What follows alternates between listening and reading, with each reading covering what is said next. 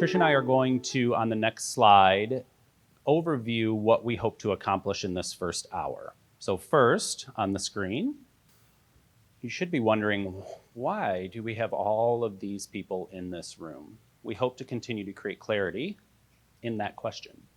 And second? Much of our work in this project is centered around our values. And so this morning we'll spend a little bit of time thinking about our personal values and also make some connections to the values that are in the work of the Early Math Professional Learning Grant. And third, we'll be thinking about those values that Trish mentioned and be able to watch a clip from actual classroom instruction and think about how values might come into play as we enter a learning space. This will all happen in this first hour. And as Trish mentioned earlier with the agenda, after this first hour, we have a great lineup to continue the conversation. So we're gonna go ahead and dive in, thinking a little bit about why we are here.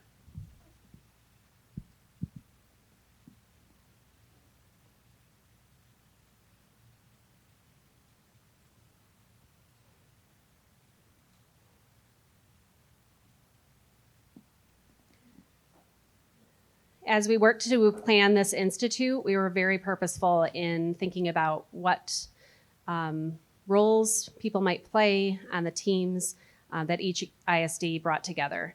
And though we all are coming with a vision of what early math looks like, we're hopeful that we'll be able to align that vision to a closer space within your teams, but then also within our state. We have many, many resources that are launching this week. It's really exciting. So we're going to engage with those resources. We hope to build community within your team, within your region, your MAISA region, but also within the state. And hope to inspire a systems approach to transforming early math for all of our learners in Michigan.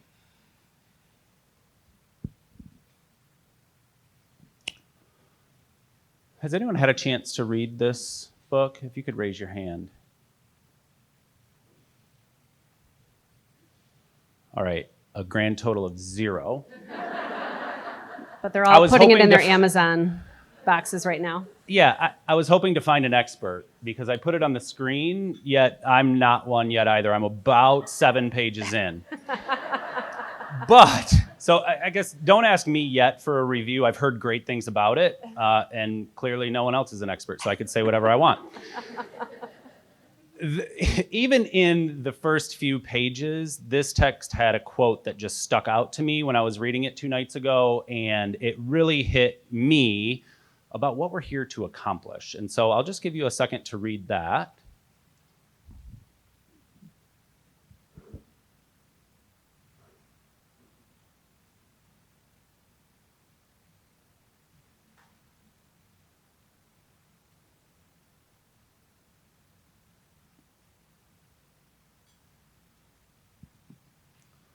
What a beautiful way to start a text. This is not an institute where we're going to get tips or tricks. We're hoping to do deeper work here. So this time that we have together is going to be filled with collaboration, with dialogue, with sense making. We're going to be curious.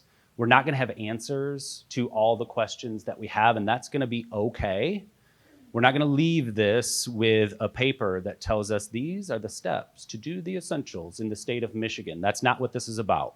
This is about networking, collaboration, dialogue, curiosity, confusion. It's okay. We're going to do this together. So we're going to go ahead and dive in to our first piece. Oh, I skipped one. Sorry, Trish. 78% of the time that works. I did say that. She said, do you have a clicker? I said, it works. Did I say 78? 78. I feel like it's a little less than that right now. So this has been quite a journey for us as a statewide organization to support this early math initiative. In 2017, the General Education Leadership Network, GELN, brought together a team to start thinking about what early math can look like in the state of Michigan. That team, though, was launched by GELN. It consisted of the ECAN members, math consultants, researchers, our alt-shift group, MDE, MySTEM now. I don't think they were called MySTEM in 2017. Brought together this team to start thinking about how can we begin a transformation in early mathematics. Some of us in the room were on that journey in February of 2017. From that work, the task force that Trish described came up with the essential instructional practices, we'll call EIPs for short, in October of 2019. So from the start of this task force to October of 2019, the team worked to create and synthesize the essential instructional practices for pre-K through third grade classrooms. They will be part of our focus in the 2 days that we have together today. These are instructional practices meant for teachers in classrooms, teachers in centers, in learning spaces where learning is facilitated. And in October of 2021, we were awarded the Professional Learning Grant, which our governor signed into legislation to provide us with some funding to support the work going forward. And some of that work includes modules, which will be launched this afternoon. Yay! Lots of professional learning opportunities, which we've been sending out to all of our groups. Please sign up. A few of them there are listed. Our video production team is here today. They've done a lot of work for us in modules, and we're also going to be sharing a page in YouTube that will have our own channel, so we can use video from Michigan that's widely available.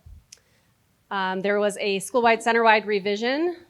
Some of the leads on that work are in the room, but many of us did some editing on that work. We will be sharing that today. And then we've also launched the Early Math app. If you haven't seen the bazillion places we have sent messages about in the last couple of days, please download that app. It's going to be really helpful for us within this institute in the next couple of days, but then also beyond for networking. So we invite you to join the app. You'll find a quick QR inside of your program, which is in your folder. We are currently operating in that fiscal year for the grant, so this is all possible because of that grant. In addition, Trish mentioned school-wide, center-wide revision. We have worked with our literacy friends. They have had a school-wide, center-wide, or organizational practices document for some time now. We realize and recognize that leaders in buildings and centers don't need another document, so we collaborated with literacy to revise the existing one to update the research, but also include mathematics. So we just finished that. Many of you probably have it in your inbox in August of 2022. And like Trish said, the people that are doing this work are in the room. We'll hear more about or from them as the days go on. And then finally, we should all celebrate that in fiscal year 23, October 22, we will have additional funding to continue this work. Yeah, you can clap.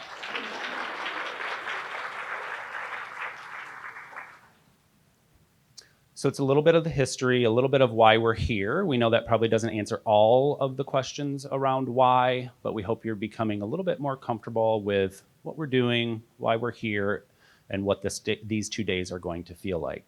We're going to dive into the next part of our outcomes, which is thinking about values. We know that values play intricate roles in the ways that we move. And so Trish is going to get us started by telling a little bit about her family, her life, and how values might influence the way they move. So these are my children, Brendan and Chloe. Brendan is 16 and Chloe is 14. The image that you see on the screen is an image that you would see on most any weekend during the summer.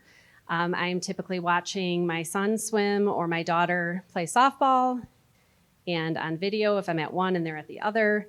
In this particular event, this weekend, my daughter was in Canton, my son was close by in Dearborn, so I was playing hopscotch back and forth between the events. You know how that goes. We, as a family, spent our time this summer following our kids to events that they love. We do this because we know that it builds character. We know that they're learning teamwork. We know that they're learning how to connect with others and how to deal with adversity. So these are really important things to us. And so as we spend our summer following our children to practice or driving them places, there's a bigger goal in our world. And then, this is my husband, Jason, who we lovingly call Farmer Jason. This is one of our gardens in our yard. We have 3 planters that are this size. And about 7 years ago, we decided we wanted to have a garden. And it started with just a raised bed that was pretty tiny, a couple of herbs and a tomato plant in a pot. And through the years, we have conversations about, well, what do we want to grow next year? And where can we place another garden box? And let's tear this out and put a couple more garden boxes. And we grow more and more vegetables. We now have 3 gardens about this size, and we produce things like tomatoes, cucumbers, eggplant, some of our vegetables.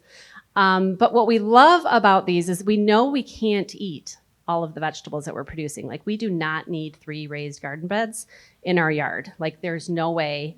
Like, nobody in my family likes tomatoes except for me. And this is like on Monday and on Wednesday, we have this much more. So it's not that we love to eat the vegetables, which we do enjoy the vegetables. It's more about what we do with the vegetables.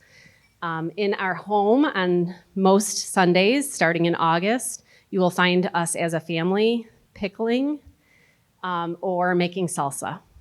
We pickle like crazy. Someone's cutting the vegetables, someone's boiling the water, someone's cleaning the jars, but it's a team event where we come together and we just make. And the best part about it is that my 16-year-old son says to me, "Can I grab a jar of pickles? I'm going to Miss Lori's house, and I'd love to drop off a jar." That feeling, that intrinsic satisfaction that he gets to be able to give to someone and know that they he's just putting a smile on their face.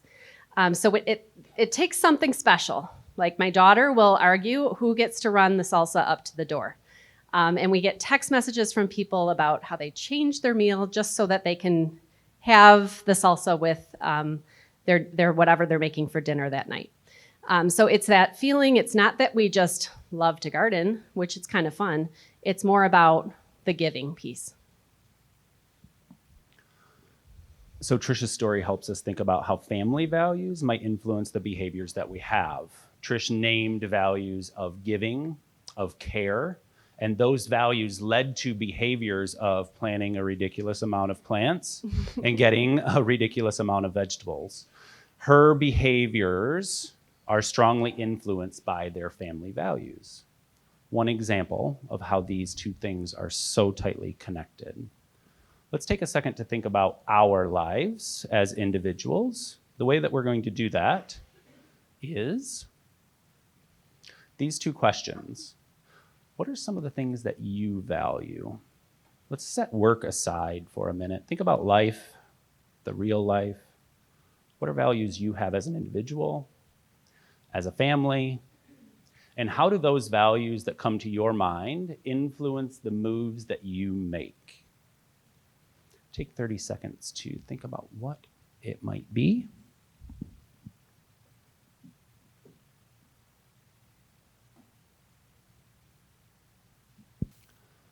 And we're going to take about 2 minutes just to share a value that you have and how it influences your life with an elbow partner. So just find a friend. If you need to have a trio, that's okay. Trish and I won't be upset.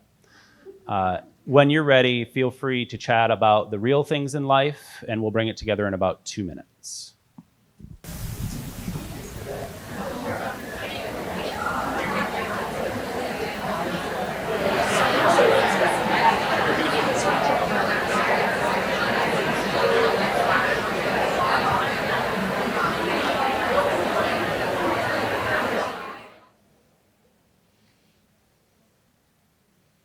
What a great opportunity for us to come together, share a little bit about ourselves, learn a little bit about what brings us here and our values.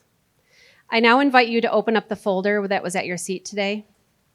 And inside of it, you'll find a spiral-bound document. It's actually 2 documents in there.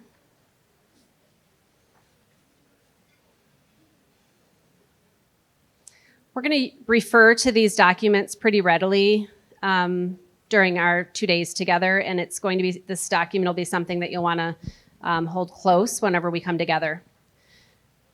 You'll notice inside of that spiral-bound document, there are 2 different documents. The first one is an instructional practice document. This is the first document that the task force created, and it's really about instructional practices. We have often called these the EIPs, or the essential instructional practices. Just trying to make us all kind of ground our work around some of the language. The document on your right is tabbed inside of your spiral-bound piece. And that's our newer document. That's the school-wide center-wide document. Sometimes you'll hear it referred to as school-wide center-wide. But those are our organizational practices. What do we need to do as an organization to support learning in literacy and mathematics? Each of the documents starts with a set of values. They're on page 1 of the instructional practices document, and then they're on the back side of the school-wide center-wide document. I'd like to provide you with just a couple of minutes to read one of the sets of values. Either the values inside of the instructional practices that would be on page 1, just the short, there's longer values there too, just the short version on the first page, or on page 2 of the school-wide center-wide document. Go ahead and take a moment to read one set of those values.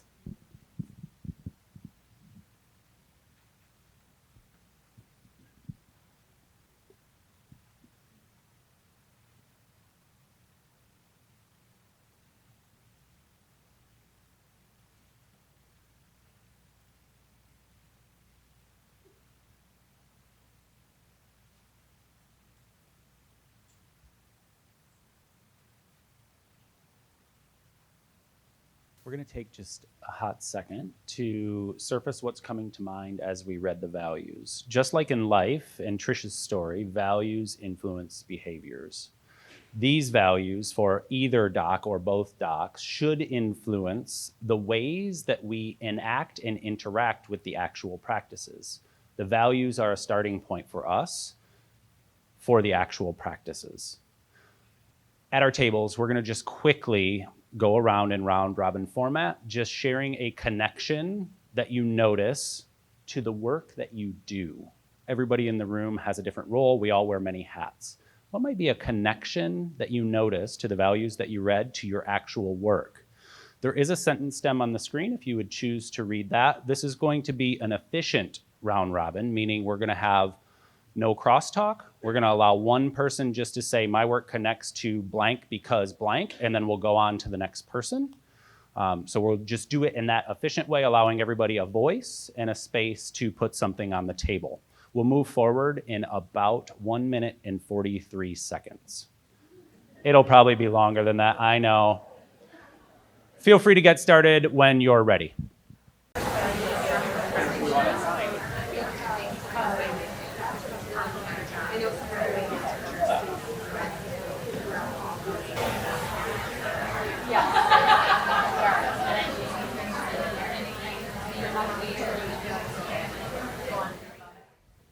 The chatter in the room is bringing me so much joy to know that we have over 200 leaders in our state talking about early mathematics.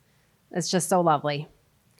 We'd love to make a connection to how those values that you just read and talked about could play out inside of learning.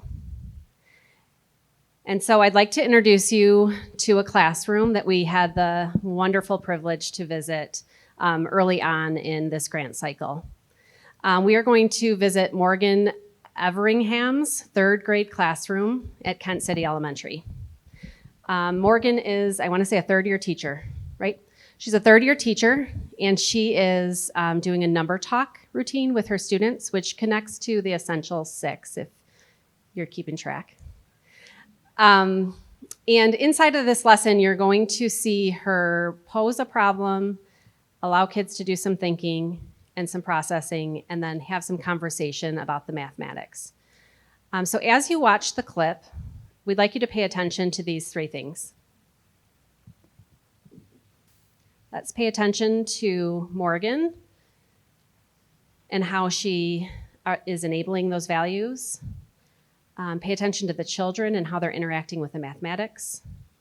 And then if you have some specific values that you might be able to call out that are visible, look for evidence of those. This is about a 5-minute, almost 6-minute clip, longer than what we normally show. But I think all of the pieces inside of this are really exciting. So let's just sit back and relax and enjoy Miss Everingham's classroom.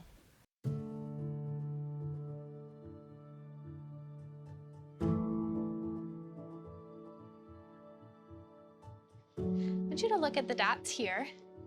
I'd like you to think about how many dots do you see? How many are all together?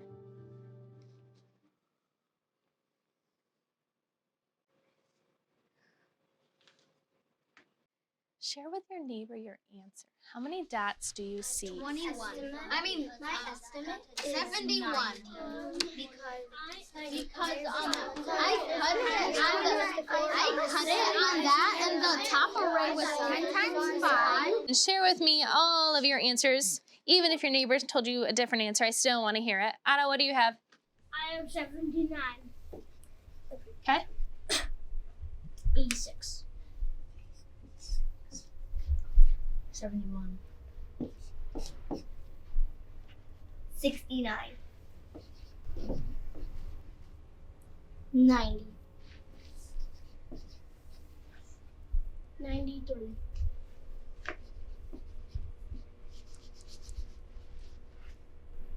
83. All right, so I'm noticing a wide range of answers here. So let's get into it. I'd like to hear some strategies from you guys of how you looked at these dots and how did you figure out how many were here all together? Brennan? I noticed that on the extra part on the right part, that there was 50 because 5, 10, 15, 20, no. There's 5 down and then 10 across. At this top part? Okay, so you noticed 5 rows. Okay, and how many columns? 10. 10, okay.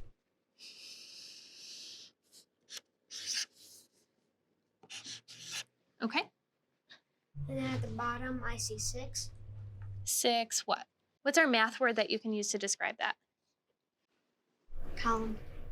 So you see 6 columns. Okay, so we see right here, we see 6, okay? And I see 7 on the rows.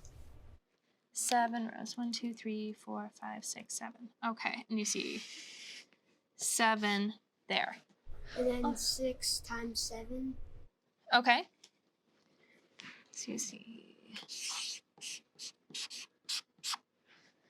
And then I knew that 7 was 3 away from 10. And I did 10 times 6.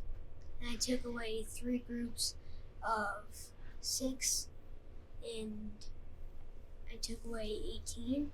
Got it. Okay, so you did 10 times 6. Okay. And then you took away 3 times 6. And you said that's the same as 6 times 7? Okay. And then what'd you do from here? 60 minus 18. So 50. And then 42. The answer Okay. is 42. On the bottom row. So this right here is 42, which is the same as 6 times 7, right? So how much is here? 42. Okay. And then 10 times 5 equals 50. And you see that with this array? 42 plus 50 equals 92. All right. And why are you adding 42 plus 50?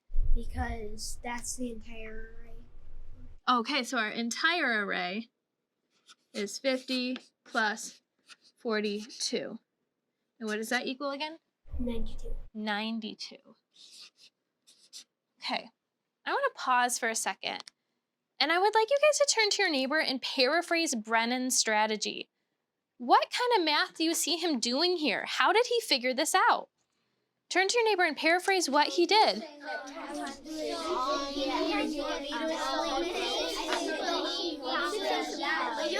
Brendan, do you want to call on a friend to share your paraphrase? So what you did is you saw at the top part where it's at the right, where it's like apart from the others, you saw that was 50 because there was five rows and 10 columns. Mm-hmm. And on the bottom you saw that there was 42 because there was seven rows and 6 columns. Mm-hmm. And you did 6 times 7 equals 42. Is he right? Yeah. Say nice job. Okay. Who saw it differently than Brennan? Who saw it a different way? The big idea is cut it into smaller regions. We want to make it easier for ourselves. Get it? Got it? All right.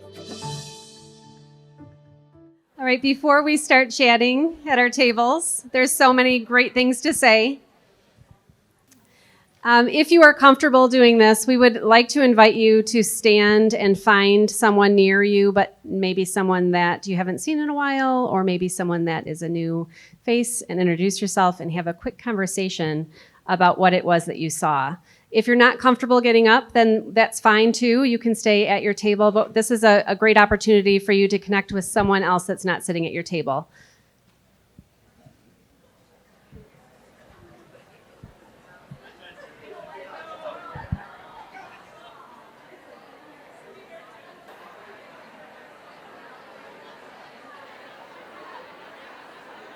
Sorry, I know we could talk about teaching and learning for days. Feel free to stay where you are.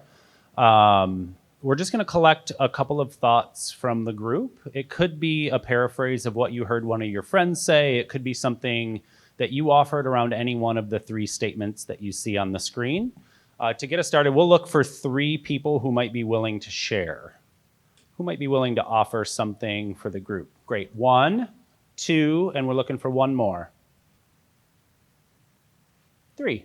Thank you. We have a mic coming so that we can capture. Jill is on her way. Look at Jill go.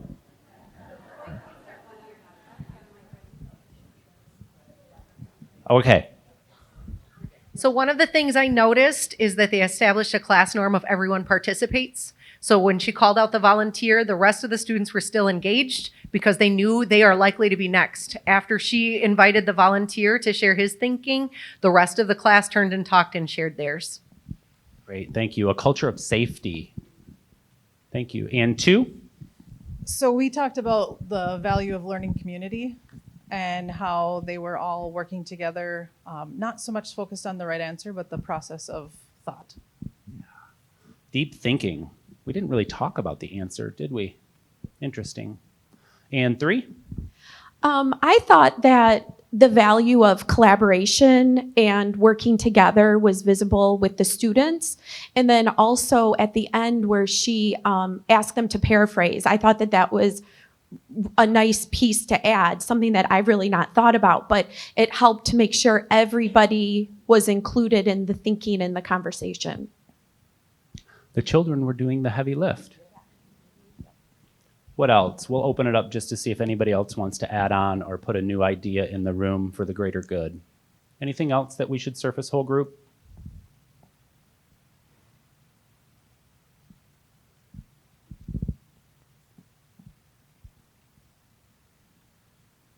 Number 4, Jill's on her way. Morgan was really conscious of capturing the students' thinking. She didn't insert her own thinking, her own strategy into the problem solving. So she had to ask a lot of questions for clarifying. And then she used the model to really push the students' understanding. Thank you. Children had power. Christy?